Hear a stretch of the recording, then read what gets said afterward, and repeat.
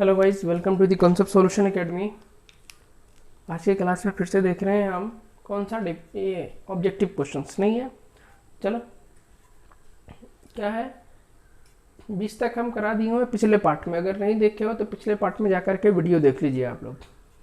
चलिए, क्वेश्चन है if A and B are a square matrix. कैसा मैट्रिक्स हो? स्क्वायर मैट्रिक्स होगा जिसका ऑर्डर क्या होगा, सेम होगा। तो a माइनस बी बराबर कितना होगा? नहीं, देखो नॉर्मली अगर देखा जाए हम लोग अगर a माइनस बी का होल स्क्वायर करते हैं तो ये क्या होता है, ए स्क्वायर माइनस 2ab और प्लस कौन सा, बी स्क्वायर, ये होता है। नहीं, लेकिन जब हम मैट्रिक्स का बात करेंगे तो मैट्रिक्स में आप क्या सीखे थे कि ए बी और बी ए हमेशा बराबर नहीं होता है। तो a माइनस बी को हम क्या लिखेंगे, a माइनस बी का होल स्क्वायर को हम लिख सकते हैं ना, a minus B into A minus B. तो ये क्या हो जाएगा, देखो A square minus A B minus B A और इधर कौन सा हो जाएगा, प्लस बी स्क्वायर। देखो कौन सा ऑप्शन मिल रहा है आपके पास, बी वाला मिल रहा है। अब देखो अगर अलजेब्रिक मेथड से जाओगे तो ये वाला होना चाहिए सही, लेकिन मैट्रिक्स में ये रूल नहीं फॉलो होता है, ठीक है ना। ये कब होगा, जब ए बी और बी ए बराबर हो जाएगा तब, नहीं तो ये वाला ऑप्शन नहीं होगा। और पहला ऑप्शन देखो ये दिया हुआ है, तो पहला ऑप्शन देख के मारेगा टिक तो क्या हो जाएगा, गलत, ठीक है।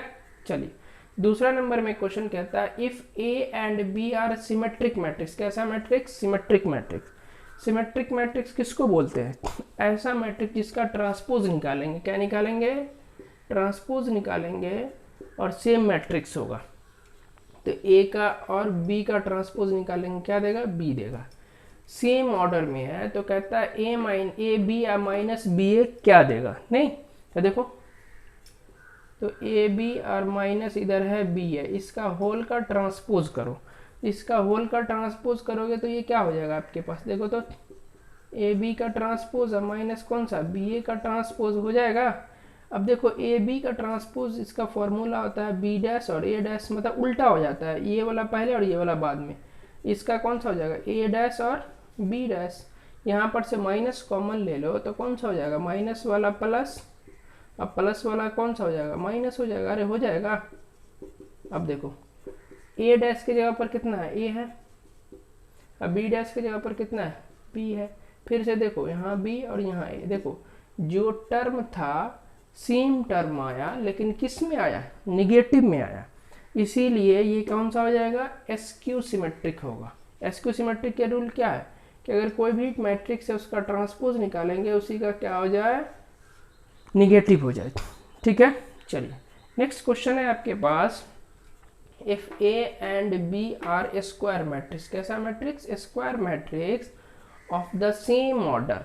तब कहता है A plus B into A minus B. तो देखो यहाँ पर अगर ये फॉर्मूला लगाएंगे हम, कौन सा, ए प्लस बी इंटू कौन सा, ए माइनस बी। तो इसके लिए क्या फॉर्मूला होना चाहिए, ए स्क्वायर माइनस बी स्क्वायर होना चाहिए ना।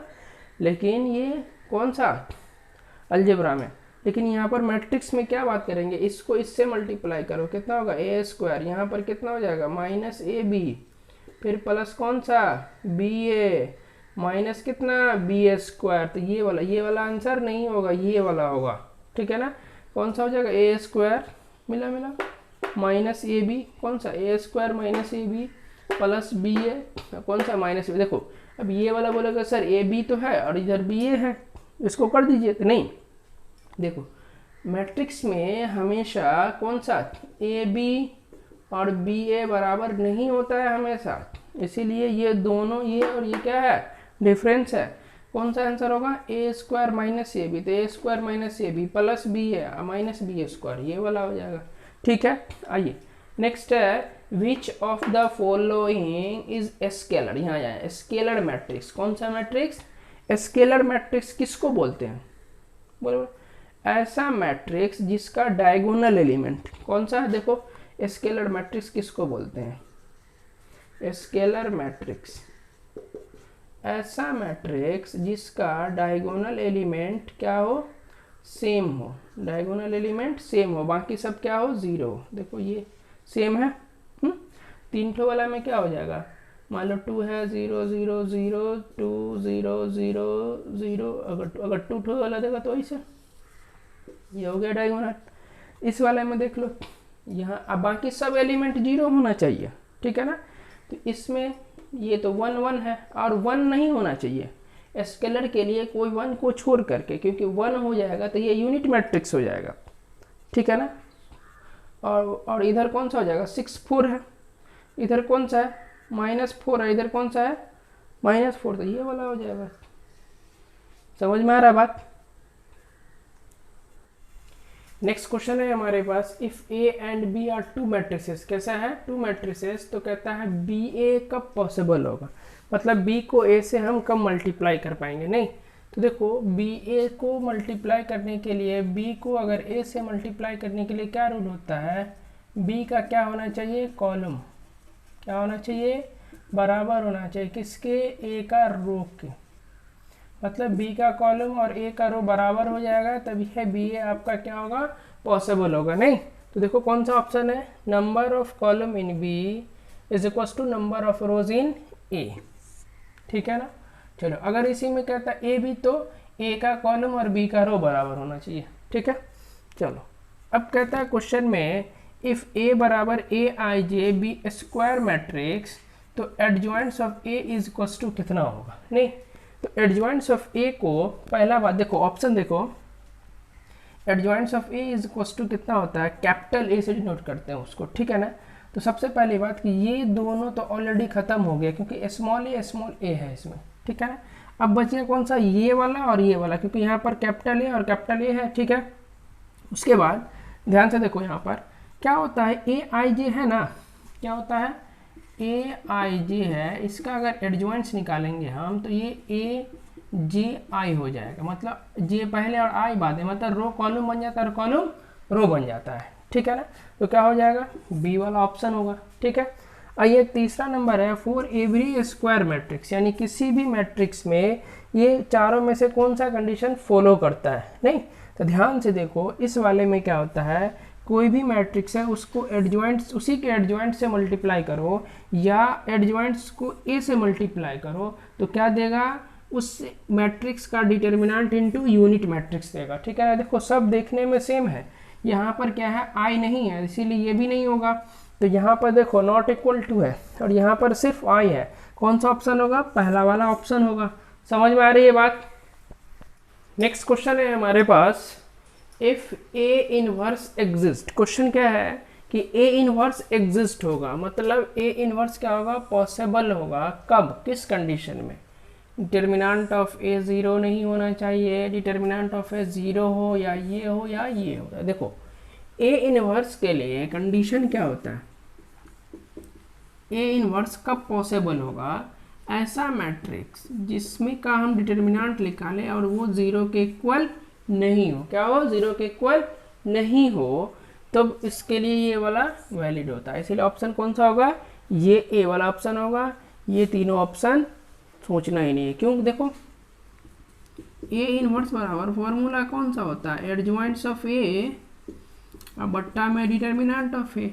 अगर हम डिटर्मिनेंट ऑफ ए अगर 0 हो गया तो ये तो सारा टर्म्स आपका क्या हो जाएगा, इनफाइनाइट हो जाएगा। नहीं मतलब इनफाइनाइट मतलब कौन सा, इसको हम लोग क्या कर सकते हैं, डिफाइन नहीं कर सकते हैं, इसीलिए नीचे वाला कभी भी 0 के बराबर नहीं होगा, तब ये ए इनवर्स एग्जिस्ट करेगा। समझ में आ रहा है, इसीलिए ऑप्शन कौन सा होगा, ए होगा।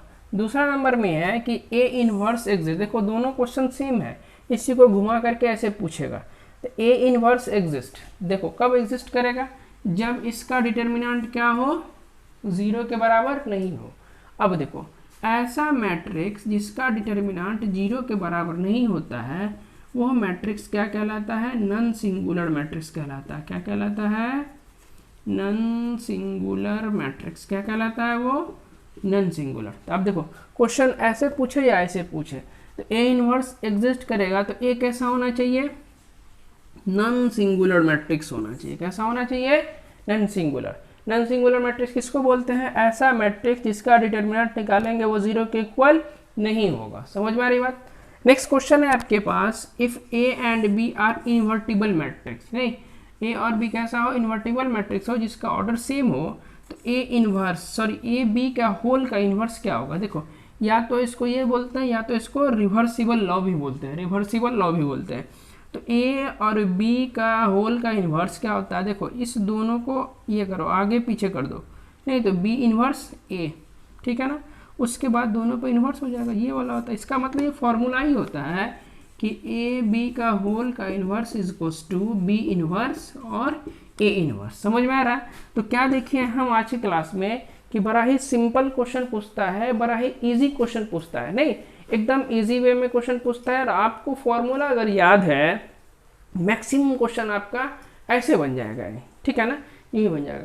तो आपको एग्जाम के लिए क्या करना है, डरने की ज़रूरत नहीं है, सिर्फ जो कॉन्सेप्ट है उसको देखना है, और फॉर्मूला को मैक्सिमम टाइम क्या करना है, उसको एक बार फॉर्मूला आप उसको दिन में एक बार देखते चलो, उससे क्या हो जाएगा आपके पास जितना भी ऑब्जेक्टिव है सब फटाफट बनते चल जाएगा, ठीक है ना। चलिए थैंक यू सो मच, मिलते हैं अगली क्लास में।